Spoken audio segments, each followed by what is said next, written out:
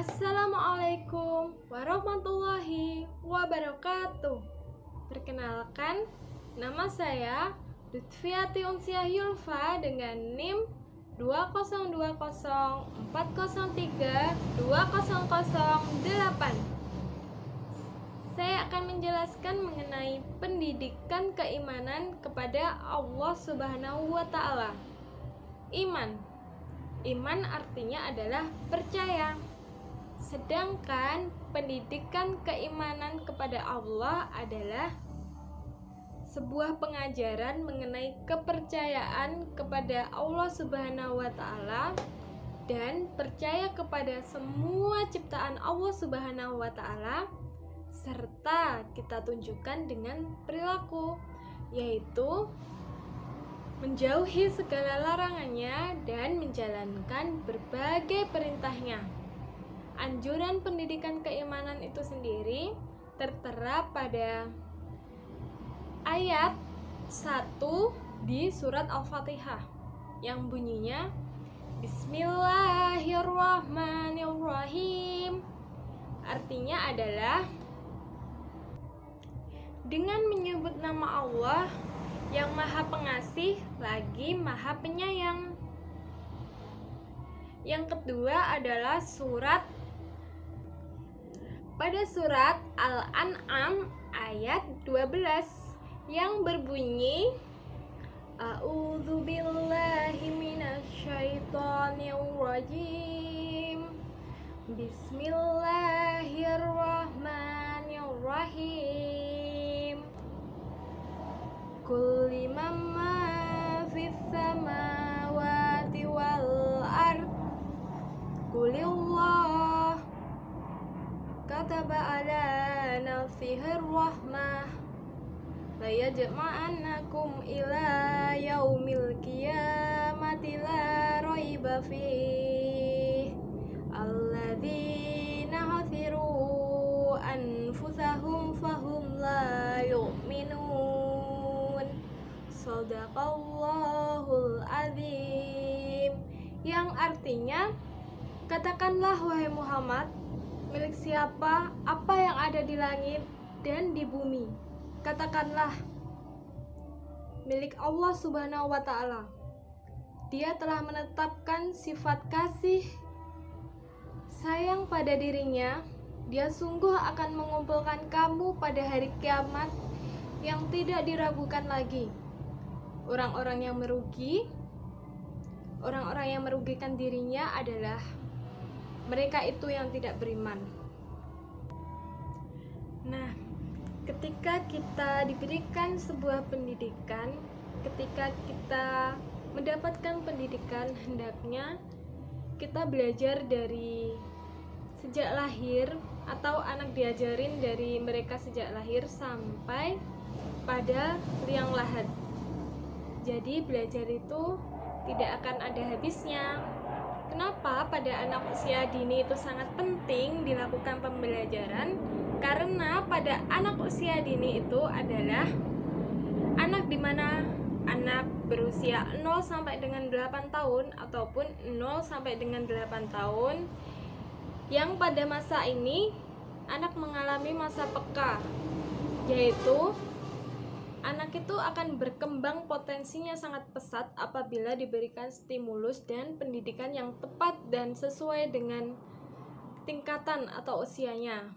Jadi, pendidikan mengenai keimanan kepada Allah dianjurkan juga untuk diajarkan kepada anak sedini mungkin, agar sejak kecil anak sudah terbiasa, anak sudah memahami konsep-konsepnya, dan ketika dia beranjak dewasa, diharapkan anak itu mampu untuk menjalankan dan lebih mengoptimalkan pembelajaran ketika pada masa kanak-kanak itu sendiri, agar tidak ada penyimpangan yang lebih lanjut seperti itu. Nah, pada pendidikan keimanan kepada Allah Subhanahu wa Ta'ala ini, kita diharapkan bisa menjaga perilaku kita, menjaga ucapan kita, menjaga pemikiran kita agar kita semakin yakin kepada Allah Subhanahu wa taala, semakin percaya kepada adanya Allah Subhanahu wa taala dengan dibuktikan berbagai macam ciptaan Allah. Kita bisa menghargai berbagai macam ciptaan Allah, mulai dari tumbuhan, alam semesta ini, dan hewan. Kita bisa merawatnya dengan baik, dan kita bisa lebih menghargai alam semesta itu sendiri, sehingga kita akan menjadi pribadi yang lebih baik dari diri kita sebelumnya. Nah, pada kata Bismillahirrohmanirrohim itu sendiri terkandung arti bahwa kita itu ketika mengucapkan itu berarti kita menyertakan Allah Subhanahu wa taala. Dan ketika kita mengerjakan atau menjalankan sesuatu, hendaknya kita membaca Bismillahirrahmanirrahim terlebih dahulu, agar apapun yang kita kerjakan itu atas dasar karena Allah Subhanahu wa taala. Jadi insya Allah segala pekerjaan yang kita lakukan akan dipermudah. Selain itu, pada surat Al-An'am ayat 12 itu sendiri menegaskan bahwa semua yang ada di langit ataupun di bumi itu adalah milik Allah Subhanahu wa taala. Dan nantinya kita akan kembali kepada Allah Subhanahu wa taala semuanya. Untuk itu, kita harus senantiasa melakukan segala amal-amal soleh yang telah dianjurkan dan menjauhi segala perintah Allah Subhanahu wa taala. Karena sudah ditegaskan di sana bahwa hari akhir itu pasti terjadi, dan orang-orang yang merugi adalah orang-orang yang tidak beriman. Jadi kita dianjurkan untuk selalu beriman kepada Allah, yaitu mempercayai adanya Allah Subhanahu wa taala. Dengan itu tadi, kegiatan itu tadi, menjauhi larangannya dan menjalankan segala perintah Allah Subhanahu wa taala, menjaga ucapan kita, menjaga perilaku kita, menjaga segala apa yang telah diberikan kepada Allah Subhanahu wa taala, termasuk bersyukur kepada Allah Subhanahu wa taala. Nah, untuk perilaku-perilaku atau ciri-ciri orang yang beriman kepada Allah itu ada yang pertama, yaitu tawakal. Tawakal artinya berserah diri kepada Allah Subhanahu wa taala. Dan ketika dia berusaha untuk melakukan apapun, dia tetap menggantungkan semuanya kepada Allah Subhanahu wa taala. Jadi orang-orang tersebut tidak akan kecewa, karena apapun itu yang telah Allah Subhanahu wa taala kasih atau takdirkan untuknya bisa diterima dengan baik dan tetap bersyukur tentunya. Yang kedua adalah bersikap kritis mengenai dasar-dasar keislaman. Jadi ketika kita diberikan pengajaran mengenai Islam, itu kita bisa memilah-milih. Maksud saya memilah-milah agar nanti apapun yang kita terima itu bisa akurat seperti itu. Jadi tidak hanya menerima saja, tetapi kita juga harus lebih kritis lagi atau lebih mencari tahu mengenai benar atau tidak, ini sesuai dengan Al-Quran atau hadis apa tidak, seperti itu, agar kita tidak terjerumus pada lubang yang salah.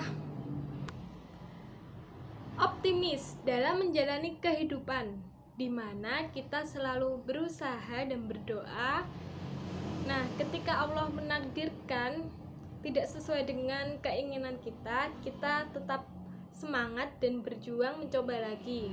Tidak mudah putus asa dan tidak mudah menyerah, bahkan tidak mudah untuk berkecil hati, karena semuanya itu telah ditentukan oleh Allah Subhanahu wa taala. Apalagi ketika kita diberikan sebuah cobaan, kita harus bersabar menjalani cobaan tersebut. Kita harus meyakini bahwa Allah Subhanahu wa taala tidak mungkin membebani hambanya di luar dari kemampuannya. Jadi apapun cobaannya, pasti di sana ada hikmahnya, seperti itu. Yang terakhir adalah menepati janji. Nah, janji itu seperti ibaratnya adalah hutang, seperti itu. Jadi ketika kita berjanji, apalagi mengatasnamakan Allah Subhanahu wa taala, seperti pada janji pernikahan seperti itu, kita harus menjaganya sepenuh hati, merawatnya dan menjaga janji itu sampai kita tiada, seperti itu. Sebisa mungkin kita menjaga janji yang telah kita buat pada orang lain, terlebih menyebut nama Allah Subhanahu wa taala. Nah, untuk pendidikan keimanan pada anak usia dini ini, ketika kita terapkan pada anak, kita bisa menggunakan berbagai metode. Seperti yang pertama adalah kita bisa mengenalkan Allah Subhanahu wa taala melalui berbagai ciptaannya. Ada tumbuh-tumbuhan, ada buah, bunga, ada hewan, dan lain sebagainya. Kita bisa mengenalkan kepada anak usia dini. Kita bisa memberikan pembiasaan keagamaan pada anak, seperti mengajari anak untuk berwudu dengan benar, mengajarkan anak untuk menutup aurat, membaca Al-Quran, mengajarkan anak cara gerakan sholat yang tepat, berperilaku yang sopan, dan menghormati kedua orang tua. Ataupun guru bisa membiasakan anak untuk selalu berkata jujur. Nah, pembiasaan ini harus dilakukan secara terus-menerus agar anak terbiasa melakukannya. Yang kedua adalah pemberian contoh dalam berperilaku. Nah, pemberian contoh ini bisa dilakukan oleh guru ataupun orang tua dalam keseharian. Misalnya, anak sholat 5 waktu, anak diajak untuk sholat 5 waktu di rumah, anak diajak untuk mengaji, anak diajak untuk berpuasa, bersedekah, zakat, dan lain sebagainya. Jadi, orang tua atau orang dewasa juga harus melakukan hal tersebut, dengan artian memberikan contoh kepada anak usia dini agar anak meniru perilaku itu, karena anak kecil itu cenderung meniru orang dewasa atau orang sekitarnya yang berarti baginya. Kemudian kita bisa memasukkan anak kepada sekolah yang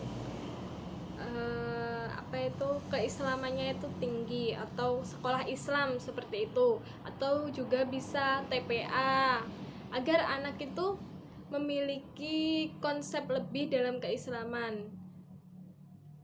Anak akan lebih banyak menerima pembelajaran mengenai keislaman. Dengan demikian akan lebih membantu anak dalam menanamkan nilai-nilai keislaman dalam sehari-harinya. Serta juga bisa dengan melatih anak untuk membaca Asmaul Husna setiap hari, bahkan menghafalkannya. Yang terakhir adalah memberikan